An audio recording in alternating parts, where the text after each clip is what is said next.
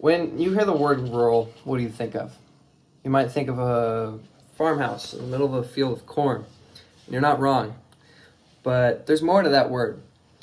I started my research topic around the idea of hunting, but it later evolved into the lives and the struggles of people who live in these rural communities.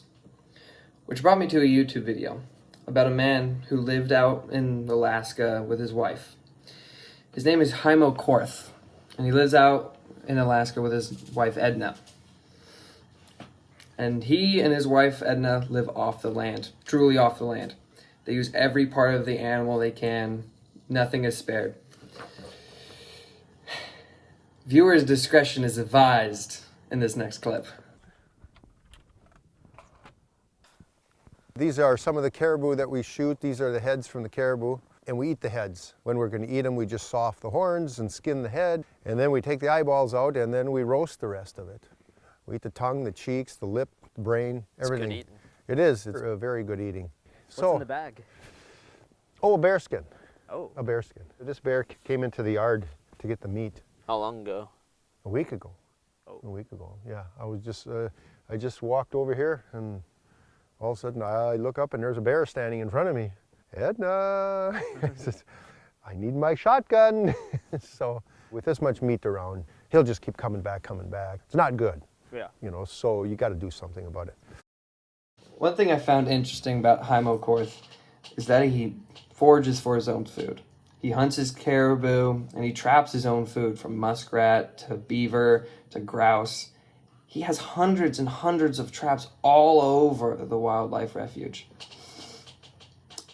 And honestly, it is the most amazing thing to watch him do that. He fishes for his own food, he hunts it.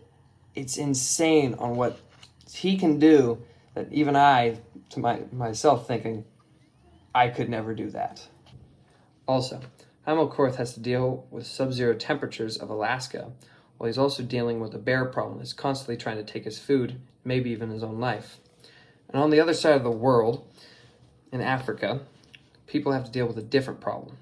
In rural communities of sub-Saharan Africa, 400 million people are without access to clean drinking water, and 80% of their diseases in Africa are waterborne.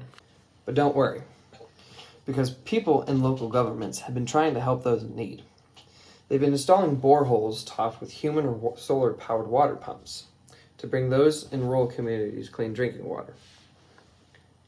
About 344 boreholes have been topped with human-powered water pumps, and 161 have been for schools, 21 have been for health units, and 162 have been for rural communities.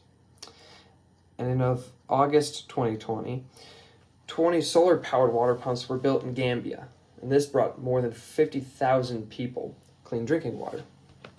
From Alaska to Africa, I have talked about the problems of rural communities centered around their struggles for food and water, even their battles with nature. But I haven't talked about legislation that affects the complex cultures of rural communities. In England, back in 2002, 400,000 people marched through the streets of London. Their march was called the Liberty and Livelihood March and was orchestrated by the people called Countryside Alliance. They claimed to speak for the countryside and protested about hunting regulations that was being voted upon by people in urban life. The march was supposed to be about hunting, but it was more than that. It grew to being more about giving a voice to the people in the countryside to voice their problems and concerns. To quote one march organizer, "The thin edge of a wedge of urban values imposed with little understanding of and no regards for the way country people had led their lives for a very long time."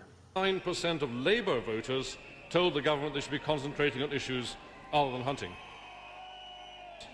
There's something horrible, vindictive and cowardly about the government's intolerant and ignorant attack on a small minority.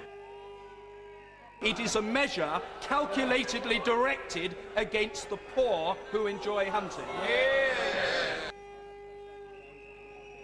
Lord Burns, who said with great clarity indeed that there's nothing cruel about fox hunting. a complete ban would be perceived as pursuing prejudice rather than targeting cruelty. The video was from the Liberty and Livelihood March back in England, depicting the concerns of rural communities about the imposing legislation on banning the use of dogs for hunting.